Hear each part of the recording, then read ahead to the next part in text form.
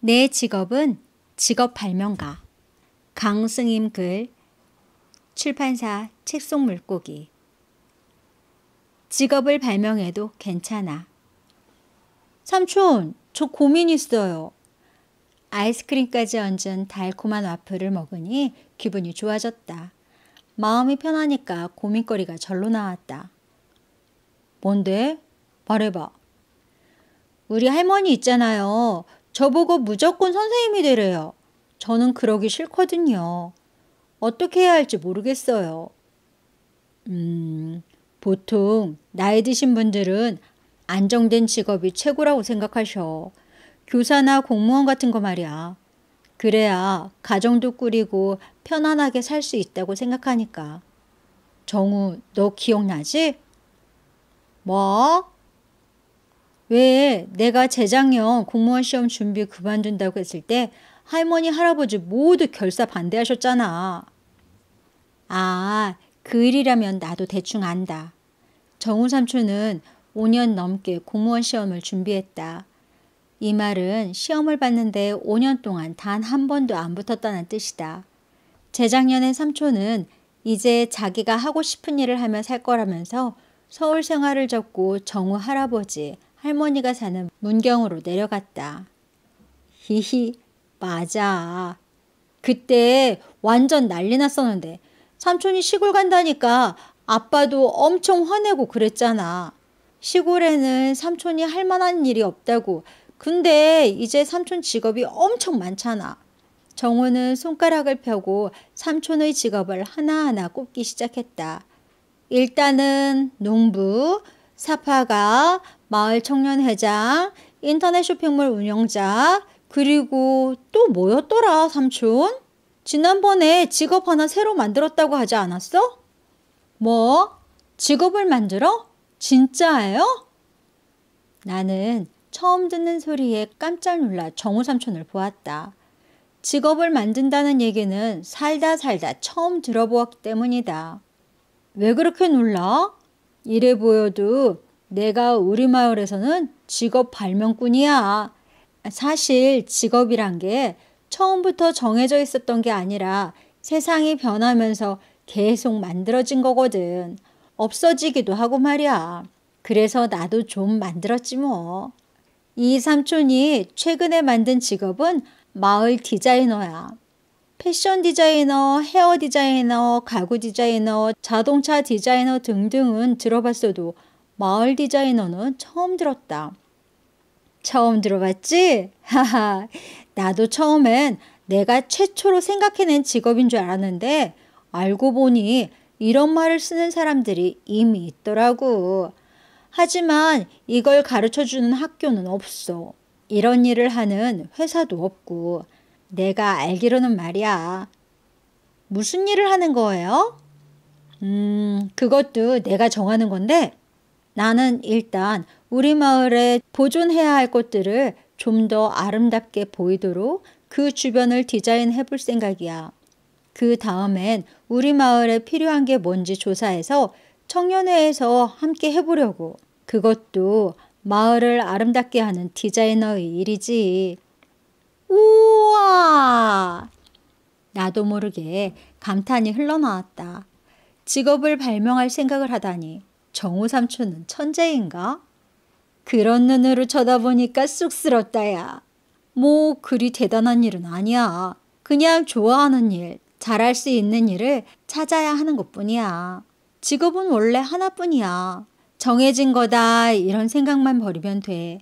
그 순간 새 직업의 문이 활짝 열리는 거지. 심장이 쿵쾅거리기 시작했다. 할머니가 나한테 선생님이 되어야 한다고 말할 때마다 얼마나 답답했는지 모른다. 사실 가수가 되겠다고 한 것도 선생님이 되고 싶지 않았기 때문이다. 그냥 선생님이 아닌 직업을 막연하게 생각한 것일지도 모른다. 그런데 좋아하는 일, 잘할 수 있는 일을 하라는 말, 이게 내가 정말 듣고 싶었던 말이다. 근데 할머니께서 선생님이 되라고 그렇게 고집하신다면 뭔가 특별한 이유가 있을 것 같다. 헤어질 때 정우 삼촌이 잠깐 멈춰서서 말했다. 특별한 이유요? 그걸 알면 할머니의 꿈을 포기시킬 수 있을지 몰라. 진짜 이유를 알면 해결 방법을 찾기는 더 쉽거든. 진짜 이유? 그런 게 있을 거라는 생각은 해본 적이 없다. 만약 있다면 엄마가 알고 있을지도 모른다. 할머니의 소원을 이루는 방법. 세상에나. 알고 보니 우리 할머니의 꿈이 선생님이었다. 어렸을 때 할머니가 공부를 아주 잘했대. 그래서 나중에 선생님이 되고 싶었는데 집이 가난해서 초등학교 졸업하고 바로 공장에서 일하느라 꿈을 못 이뤘지. 친구들이 학교에 가는 걸 볼 때마다 너무 부러워서 매일 울었대.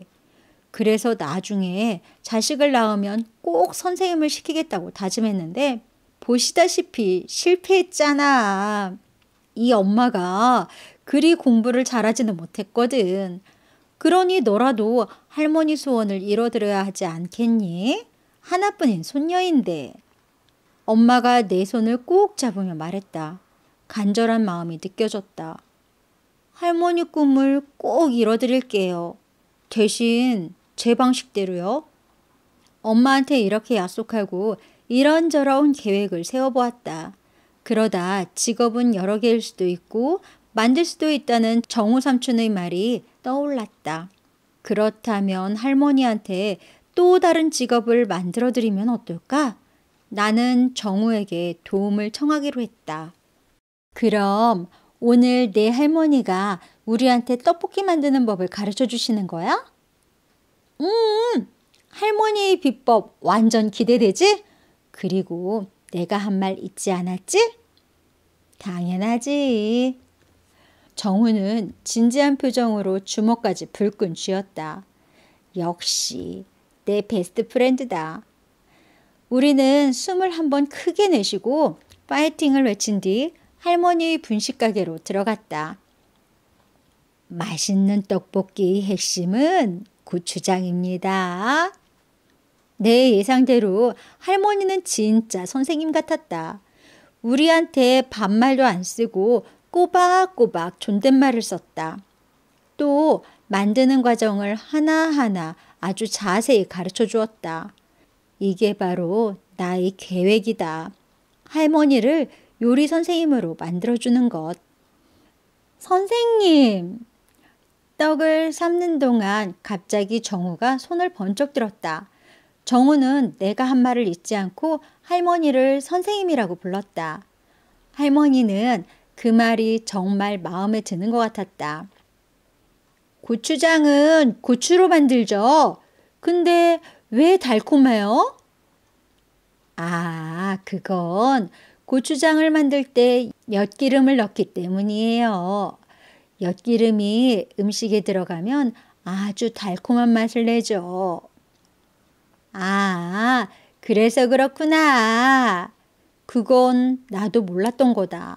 희한하게도 설명하는 할머니의 목소리가 귀에 쏙쏙 잘 들어왔다. 할머니의 잔소리는 귀등에서 바로 튕겨나가는데 말이다. 할머니, 아니, 선생님, 우리 계속 가르쳐 주시는 거죠? 그러면 좋겠어요. 저는 요리가 이렇게 재밌는 줄 몰랐어요. 제 친구도 데리고 올게요. 요리사가 꾸민 친구가 있거든요. 정우가 옆에서 두 손을 꼭 모아 간청하듯 말했다. 정우의 눈을 보니 진심인 것 같았다. 생각해 보겠습니다.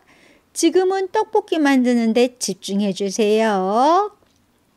할머니가 방긋 웃었다. 정말 행복해 보인다.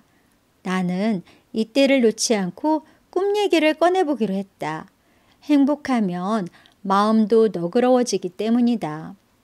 나는 할머니의 표정을 슬슬 살피면서 조심스레 말했다. 할머니, 전 할머니처럼 이렇게 잘 가르치지 못하는 것 같아요. 할머니가 고추장을 풀던 손을 멈추었다. 할머니 입에서 무슨 말이 나올지 조마조마했다. 에휴, 또 그 얘기냐? 정말 싫으냐? 네, 가르치는 일은 정말 하나도 안 행복할 것 같아요. 선생님은 할머니 꿈이잖아요. 저는 제 꿈을 꾸면 안 돼요? 할머니가 나를 물끄러미 쳐다보았다. 나도 간절한 눈빛으로 할머니를 보았다. 정우도 하던 일을 멈추고 숨을 죽였다. 그럼 다시 생각해보자. 누구나 행복한 일을 해야 하니까. 야후! 그럼 아무리 생각해도 아니면 안 해도 되는 거죠? 정 그러면 어쩔 수 없지. 와우! 드디어 할머니가 내 꿈을 나에게 맡겼다. 하지만 할머니의 참견이 완전히 끝난 건 아니었다. 할머니는 국자를 들고 한 가지 조건을 달았다. 하지만 가수는 절대 안 돼. 짧은 옷 입고 이상한 춤추는 꼴은 절대 못 본다. 그건 걱정 마세요. 가수 꿈은 벌써 버렸어요. 선생님만 아니면 내가 행복한 일을 많이 찾을 수 있을 거예요. 진짜 내 꿈이니까요. 나는 기뻐서 입이 다물어지지 않았다. 정우가 이런 나를 보며 눈을 찡긋했다. 역시 우리 할머니는 나를 최고로 사랑하고 최고로 현명하다.